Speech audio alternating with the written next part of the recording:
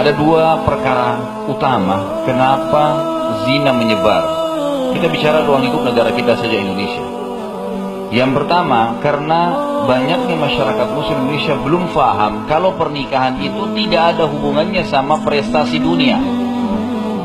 Sekali lagi, pernikahan tidak ada hubungannya sama prestasi dunia. Tidak ada hubungannya jadi sarjana dulu, punya perusahaan dulu, punya rumah sendiri dulu, punya mobil dulu. Itu nggak ada hubungannya sama syariat. Tidak ada hubungannya nikah sama prestasi dunia. Loh Ustaz, saya laki-laki, kalau saya mau nikah saya nggak punya penghasilan, saya tidak punya kerja, pengangguran, saya mau beli makan apa istri saya? Nabi SAW menjamin dalam sebuah hadis, 3 golongan pasti Allah kasih rezeki, pasti dikasih rezeki, kata Nabi. Yang pertama, mujahid yang berperang di jalan Allah, pasti dikasih rezeki. Orang jihad tidak ada kerjaannya, tidak ada, cuma tiap hari perang. Tapi subhanallah nggak pernah habis peluru yang dipakai, nggak pernah nggak makan, nggak ada mujahid mati kelaparan, nggak pernah ada sejarah mujahid mati kelaparan. Yang kedua, mukatib. Mukatib itu adalah hamba sahaya yang berkata kepada tuannya, saya mau bebas dari keterbudakan, boleh nggak? Kata tuannya, baik. Apa syaratnya, kata si budak? Lalu kata tuannya, kau bayar kepada saya 1 juta. Kata budak, boleh nggak saya cicil 100 ribu sampai 10 bulan, setiap bulan 100 ribu, supaya 10 bulan saya bebas dari keterbudakan. Kata tuannya, boleh. Misalnya, sepakatlah antara tuan sama budaknya ini. Dalam Islam ada hukum keterbudakan, didapat dari 2 sumber. Dari peperangan jihad, kalau terjadi perang antara muslimin sama orang kafir dan menang, maka semua personil yang ada di pasukan kafir menjadi budak muslimin.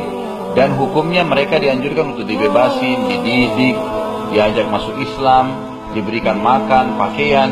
Nabi SAW dipesan untuk berbuat baik sama mereka. Dan budak ini bisa diperjualbelikan, bisa dijadikan sebagai alat untuk membersihkan kesalahan kita, namanya kafarah. Orang kalau berhubungan badan biologis siang hari Ramadan, maka hukumannya adalah membebaskan budak.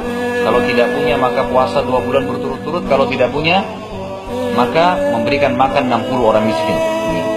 Ada bebasan budak. Orang sumpah salah, palsu. Dia mengatakan saya bersumpah atas nama Allah, ternyata salah.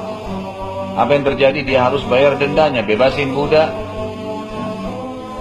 berpuasa 3 hari berturut-turut, atau dia memberi makan 10 orang miskin. Jadi budak bisa dijadikan sebagai alat kafarah. Bisa juga menjadikan ibadah secara umum, karena dia bisa dijadikan sebagai ibadah secara umum dengan cara bebasin budak begitu saja. Dan bebasin budak bisa langsung mengatakan saya bebaskan kamu, atau mukatabah. Bagaimana caranya supaya budak tersebut menyicil pembayaran kepada tuannya supaya dia dibebasin. Ini kalau ada budak seperti ini, Allah janji akan berikan kepadanya rezeki. Dan yang ketiga, orang yang menikah untuk menjaga kesucian kehormatannya, pasti Allah kasih rezeki.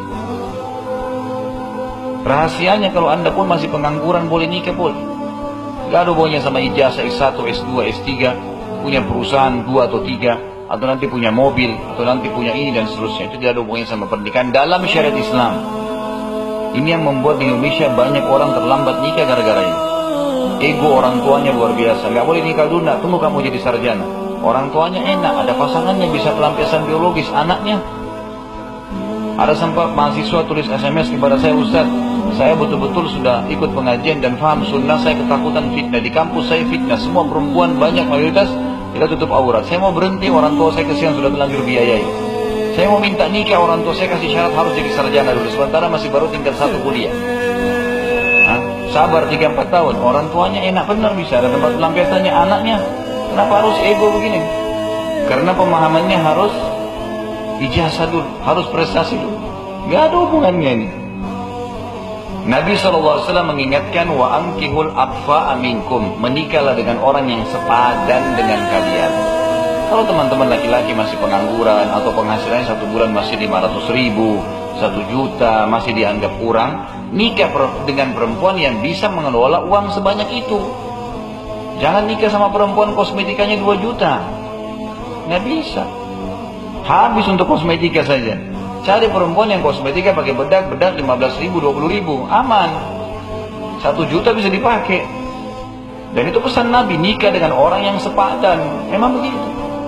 orang yang setara pendidikannya, orang yang setara secara fisik, orang yang punya setara secara bahasa dan tradisi, itu masuk dalam sepadan.